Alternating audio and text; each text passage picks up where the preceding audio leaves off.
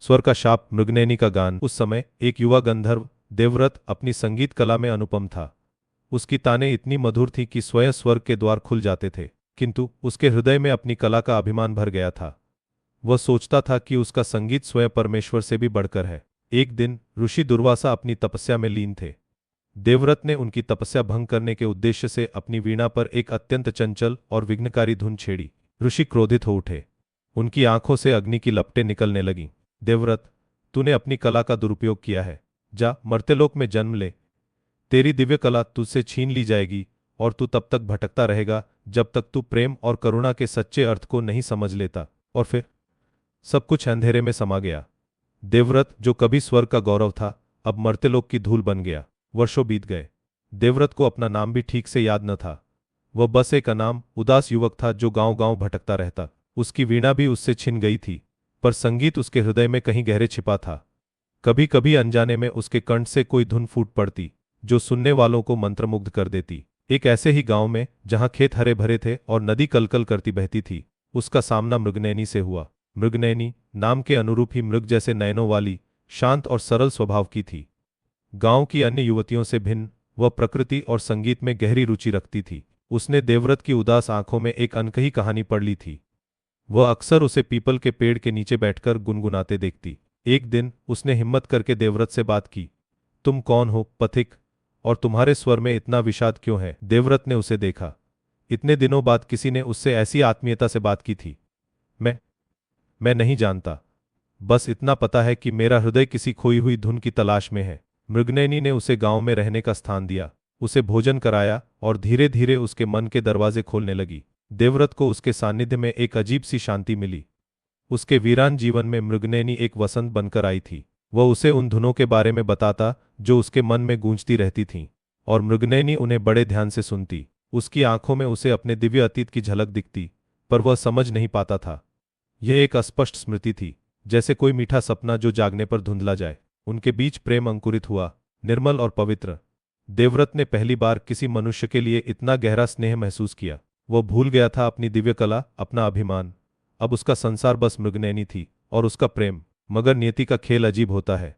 एक सूखा पड़ा, खेतों की फसलें मुरझाने लगीं, नदियां सूखने लगीं। गांव में भूख और प्यास का तांडव मच गया। बच्चे बिलखने लगे, बड़े असहाय देखने लगे। मृगनयनी भी दुर्बल होने लगी। उसकी आंखों की चमक धीमी पड़ने लगी। देवव्रत का हृदय विदीर्ण हो गया। वह कुछ भी करने को तैयार था, बस अपनी मृगनयनी को बचाना चाहता था। उसे अपनी पुरानी धुंधली यादें फिर से सताने लगीं।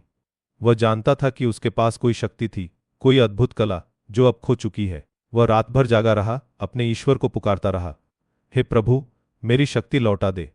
मैं इसे किसी भी कीमत पर बचाना चाहता हूं। अचानक एक विचार उसके मन में कौंधा। उसे याद आया कि उसके स्वर्ग में एक ऐसा वृक्ष था जिसके पत्तों से बनी औषधि हर रोग हर लेती थी। वह गांव से बाहर घने जंगल की ओर चल पड़ा।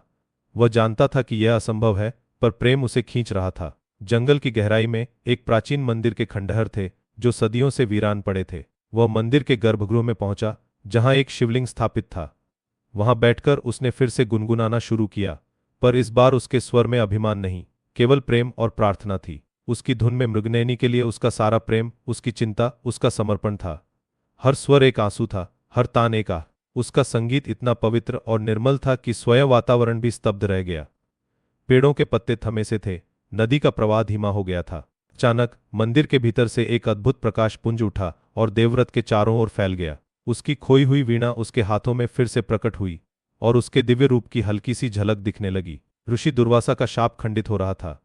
उसे सब कुछ याद आ गया, और उसका नाम, उसकी दिव्य कला, उसका अभिमान और ऋषि का क्रोध। उसने अपनी आंखें खोली। उसके सामने कोई दिव्य शक्ति नहीं, कोई स्वर्ग नहीं, बल्कि उसकी मृगनयनी का दुर्बल चेहरा था जो उसकी कल्पना में तैर रहा था। उसने अपनी वीणा उठाई और ऐसी धुन छेड़ी जैसी पहले कभी नहीं छेड़ी थी। यह संगीत स्वर्ग का नहीं, बल्कि मर्त्यलोक के प्रेम और त्याग का था। उसका संगीत एक औषधि बन गया जो आकाश मार्ग से गांव की ओर प्रवाहित होने लगा। गांव में मृगनयनी गहरी नींद में थी, उसका शरीर दुर्बल, सांसें धीमी। अचानक उसके कानों में एक मधुर धुन पड़ी। यह कोई साधारण धुन नहीं थी, यह आत्मा को छूने वाली, जीवन देने वाली थी। धीरे धीरे उसकी आंखों में चमक लौटने लगी, उसके गालों पर लाली छाने लगी। गांव के अन्य बीमार लोग भी अपने बिस्तर से उठने लगे। उनके चेहरों पर आशा और नवजीवन का संचार होने लगा। सुबह हुई। देवव्रत मंदिर से लौटा, पर वह उदास पथिक नहीं था। उसके चेहरे पर शांति थी और उसकी आंखों में प्रेम की एक नई चमक। उसके हाथों में उसकी दिव्य वीणा थी। वह सीधा मृगनयनी के पास पहुंचा। वह उठ चुकी थी, पहले से भी अधिक सुंदर और जीवंत। देवव्रत, उसने फुसफुसाया, तुम लौट आए। मैं कभी गया ही नहीं था मृगनयनी, देवव्रत ने कहा। तुमने ही मुझे ढूंढा है। तुमने ही मुझे प्रेम का सच्चा अर्थ सिखाया है। देवव्रत का शाप टूट चुका था, पर वह वापस स्वर्ग नहीं गया। उसने मृगनयनी के साथ मर्त्यलोक में ही रहने का निर्णय लिया। उसका संगीत अब भी देवत्व से भरा था, पर उसमें मर्त्य प्रेम की कोमलता और करुणा भी घुल चुकी थी। वह देवताओं का नहीं, बल्कि मनुष्यों के हृदय का गान बन गया। मृगनयनी का प्रेम ही उसका स्वर्ग बन गया था, और उसका गान सदियों तक मर्त्यलोक में गूंजता रहा, प्रेम और त्याग की अमर कहानी बनकर। आपको यह कहानी कैसी लगी, हमें कमेंट्स में बताएं और चैनल को सब्सक्राइब करना न भूलें।